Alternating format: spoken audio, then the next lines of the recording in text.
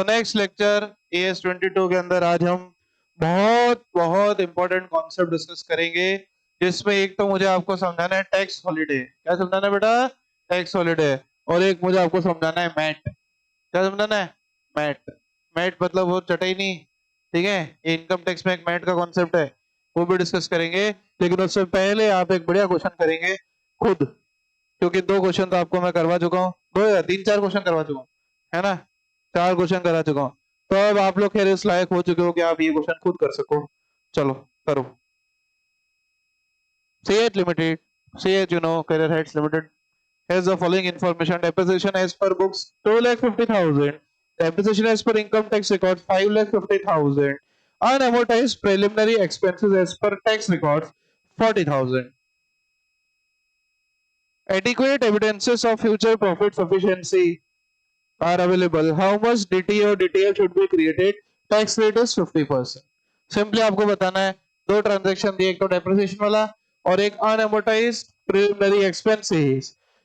ठीक है, हाँ क्वेश्चन लिखना है। देखो, अनएमोर्टाइज्ड प्रिलिमिनरी एक्सपेंसेस की जहां तक बात है पहले समझ लो।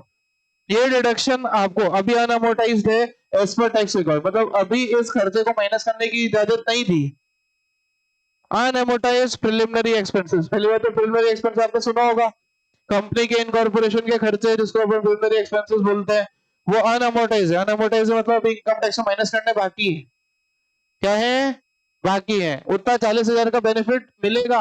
अनअमोर्टाइज्ड मतलब इनकम टैक्स उसको आगे कैरी फॉरवर्ड करने की इजाजत दे रहा है। तो बताओ, ये एक्सपेंसेस आगे क्लेम करने का मौका है, तो इसके रेस्पेक्ट में DTA बनेगा या DTL बनेगा? DTA बनेगा, क्योंकि आप फ्यूचर में इसका बेनिफिट लोगे, आप एक्सपेंसेस माइनस करने की इजाजत लोगे, दैट इज सेव लेटर। और सेव लेटर के लिए क्या बनता है? DTA। ये बात ध्यान रखना। बाकी क्वेश्चन में से कुछ भी नहीं आप कर सकते हो। करो फटाफट से स्टार्ट। पहले कॉपी करेंगे एंड देन सॉल्व करेंगे। फटाफट से कॉपी करो। डेप्रिसिएशन एज पर बुक्स कितना है? 2.5 लाख। टैक्स में कितना क्लेम कर रहे हो? तो 3 लाख ज्यादा क्लेम कर रहे हो ना? तो 3 लाख ज्यादा क्लेम कर रहे हो तो 3 लाख का timing difference into return.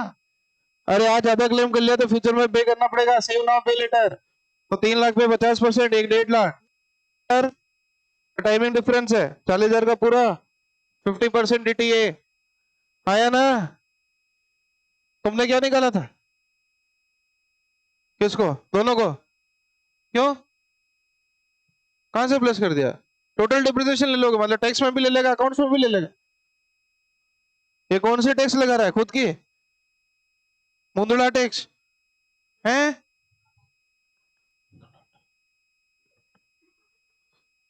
But accounts tax का टोटल क्लेम करेगा डिप्रिसिएशन है? तेने क्या किया ध्रुव? अरे अरे मजाक नहीं, क्या समझ नहीं आ रहा क्या ये? भाई depreciation as per tax recorded 2.5 lakh. तेने क्या किया? क्यों? हाँ तो 3 लाख भी तो निकालना था, तो 1.5 लाख निकाला ना, तो वही तो चाहिए था। और 1.5 लाख का DTL और प्रिलिमिनरी एक्सपेंस जो आगे फ्यूचर में माइनस करोगे उसका 50% DTA आया ना? हाँ, लेकिन ये क्वेश्चन कह रहा है कि हम नेट सकते हैं, DTA और DTL नेट भी देख सकते हैं। तो DTL 1.5 लाख और DTA 20, तो नेट DTL कितना देख सकता है? 1,20,000 आया ना? इसको इसी फॉर्मेट में उतारो, इस आंसर को फटाफट उतारो इस आंसर फटाफट से। Calculation of DTA oblique DTL। बोलो कोई डाउट? हाँ, प्रिलिमिनरी वाला अनअमोर्टाइज्ड है, आने वाले साल में डिडक्शन लेंगे, मतलब सेव लेटर मतलब DTA। उतारो फटाफट से इसको। तो मैं क्वेश्चन पढ़ देता हूँ। Following transactions QR limited during the year 20। सुन लो, सुनो पहले 2 मिनट। क्वेश्चन है, कह रहे टैक्स की रेट है 30%। कुछ आइटम्स पिछले साल डिसअलाउ हुए थे। डिसअलाउ होते हैं एक्सपेंसेस। क्या होते हैं? एक्सपेंसेस। कहते हैं 19-20 में कुछ आइटम जो है सर डिसअलाउ हुए थे, उसको हमने क्या करा है, इनकम टैक्स डिपार्टमेंट ने ईयर 20-21 में अलाउ, मतलब कुछ आइटम डिसअलाउ हुए थे 20 लाख रुपए के, वो पिछले साल माइनस करने की जरूरत नहीं मिली थी, 2020-21 में इनकम टैक्स उनको अलाउ कर रहा है, मतलब माइनस करना अलाउ कर रहा है, माइनस करना अलाउ कर रहा है, मतलब डीटीए डायरेक्ट अमाउंट दिया 20 lakh into rate of tax कर दोगे तो डीटीए निकलेगा। सेकंड ट्रांजैक्शन कहता है इंटरेस्ट टू फाइनेंशियल इंस्टीट्यूशन। मैंने आपको बताया था कि इनकम टैक्स में टाइमिंग डिफरेंस जब मैंने पढ़ाया था तो मैंने आपको कई सारे ऐसे आइटम्स होते हैं जिनका डिडक्शन पेड बेसिस पर ही मिलता है। कैसे मिलता है? पेड बेसिस पर। तो कह रहे हैं हमने कुछ लोन लिया होगा फाइनेंशियल इंस्टीट्यूशन से जो कि हमने accrual बेस पर रिकॉर्ड करा, but actual payment was made before the due date of filing of return and allowed for tax purpose. मतलब अकाउंट से भी माइनस कर दिया और टैक्स पर्पस में भी अलाउ कर दिया। वो है 20 लाख रुपए। कितना है? बोला अकाउंट में भी अलाउ कर दिया और टैक्स में भी अलाउ कर दिया, तो फिर तो कोई दिक्कत ही नहीं है, तो फिर तो कुछ बनेगा ही नहीं। बस ऐसे ऐसे ही टेस्ट करता है आपको। बच्चा क्या सोचता है 20 लाख इंटू 30%, अरे सिर्फ मल्टीप्लाई करना ही सीए पास करना नहीं होता, दिमाग भी लगाना आपको। इंस्टीट्यूट साफ लिख के दे रहा है कि ये इंटरनेशनल फाइनेंशियल इंस्टीट्यूशन है जो कि पेमेंट बेसिस पर मिलता है, लेकिन हमने actual payment due date of filing of return से पहले भर दिया, तो फिर तो कोई डिफरेंस रहा ही नहीं ना। तो बताओ इस 20 लाख पे कुछ बनेगा? नहीं बनेगा। And third item donations to private trust made in 2021 not allowed under income tax law. तो सर तब समझो ये डोनेशन वो वाली है जो कि प्राइवेट ट्रस्ट को दी गई है, और इनकम टैक्स कहता है कि डोनेशन सिर्फ गवर्नमेंट अप्रूव्ड स्कीम्स में ही अलाउड होती है। तो ये डिफरेंस जो टैक्स डिस अलाउ कर रहा है, ये नॉट अलाउ मतलब डिस अलाउ कर रहा है, ये कभी भी अलाउ होगा ही नहीं। मतलब कि ये कौन सा डिफरेंस होगा? टाइमिंग या परमानेंट? ये परमानेंट डिफरेंस होगा, और परमानेंट डिफरेंस पर वैसे भी डीटी और डीटीएल बनता ही, मतलब इस क्वेश्चन में सिर्फ एक डीटीए बनेगा। सोचो ऐसे का इतना बड़ा क्वेश्चन देने का लॉजिक तुमको अटेम्प्ट लगवाना, ऐसा नो, लेकिन सिर्फ वही बच्चा सही होगा जो फिर सिर्फ फर्स्ट पर क्या बना के आएगा? DTA 20 lakh into 30%। इसको कहता है अकाउंट्स और टैक्स दोनों। बोलो आया ना? क्लियर? बोलो सेकंड वाला तो वैसे ही समझ में आ रहा था कि सेकंड वाला तो कोई डिफरेंस है ही नहीं, लेकिन जो ट्रस्ट को डोनेशन दी है, प्राइवेट ट्रस्ट को दी गई डोनेशन कभी भी इनकम टैक्स में अलाउड नहीं होती। तो सर किसको होती है? इसको अगर ऐसे चेंज करें, इसको ऐसे चेंज करें तो वहां लोग ऐसे लिख दे डोनेशन टू गवर्नमेंट या donation for government sponsored scheme, तो वो टैक्स पर्पस में अलाउ होता है, वो टैक्स पर्पस में अलाउ होता है पेड बाय चेक। बोलो है ना? कोई डाउट? तो सेकंड और थर्ड, तो थर्ड वैसे परमानेंट डिफरेंस है, सेकंड और थर्ड का कुछ करना नहीं है, लेकिन इसका आपको फॉर्मेट ऐसा ही रखना पड़ेगा। ऐसा पर्टिकुलर्स जो मैंने इधर आपको फॉर्मेट लिखा है ना अभी, ऐसे ही फॉर्मेट में ये क्वेश्चन सॉल्व होगा। पर्टिकुलर्स अमाउंट टाइमिंग डिफरेंस है या नहीं, डीटीए डिटेल बनेगा या नहीं, और अगर बनेगा तो किस अमाउंट का बनेगा। हाँ जी, फर्स्ट में डीटीए बनेगा क्योंकि टैक्स पर्पस के लिए एक्सपेंस अलाउड है ना। एक्सपेंस मतलब आप माइनस कर सकते हो, माइनस क्या करते हो? जो बचाएंगे, सेव लेटर। बोलो है ना?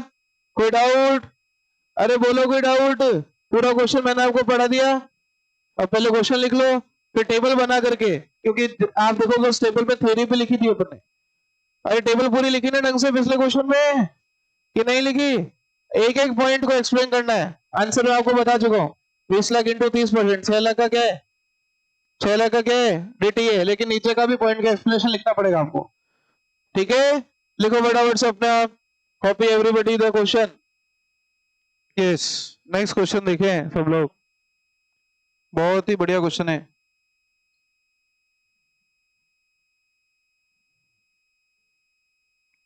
अरे भाई एक सेकंड।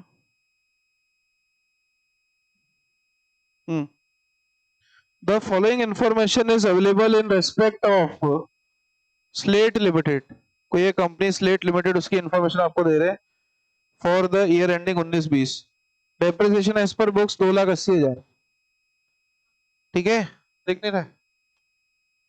एक सेकंड।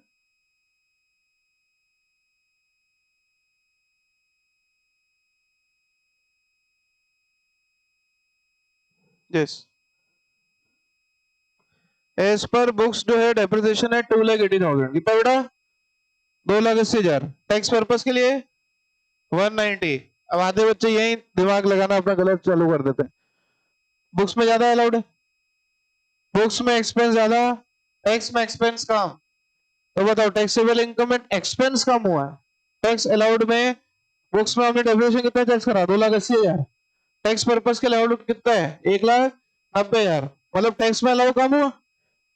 अगर टैक्स में अलाउ कम हुआ तो मैंने टैक्स ज्यादा भरा होगा, पे नाउ सेव लेटर। तो फर्स्ट पे डिटी ए, फर्स्ट पे डिटी ए बहुत इजी है, डिफरेंस निकालना है 280 माइनस 190 इंटू टैक्स की रेट जो आपको दी है उससे इंटू कर देना, बोला है ना, कोई डाउट। अब कह रहे हैं कि एक मशीन भी है, there is a machine also जो कि हमने परचेस की थी 1 अप्रैल 18 को, अपना अकाउंटिंग ईयर चल रहा है 18-19, 1 अप्रैल 18 को जो मशीन अपने अकाउंट्स में जो परचेस की 1,20,000 की, जिस पर इनकम टैक्स में 100% डेप्रिसिएशन अलाउ कर दिया, मतलब इनकम टैक्स में पूरा 1,20,000 अलाउ कर दिया, लेकिन अकाउंट्स पर्पस के लिए हम लोग क्या लगाते हैं उसके ऊपर, स्ट्रेट लाइन मेथड, और स्ट्रेट लाइन मेथड के हिसाब से हम 4 साल उसकी लाइफ मान के चल रहे हैं। तो ये सब बता देंगे कि 1,20,000 4 साल लाइफ है, तो बताओ एसएलएम के हिसाब से डेप्रिसिएशन कितना होगा 30, 1/4।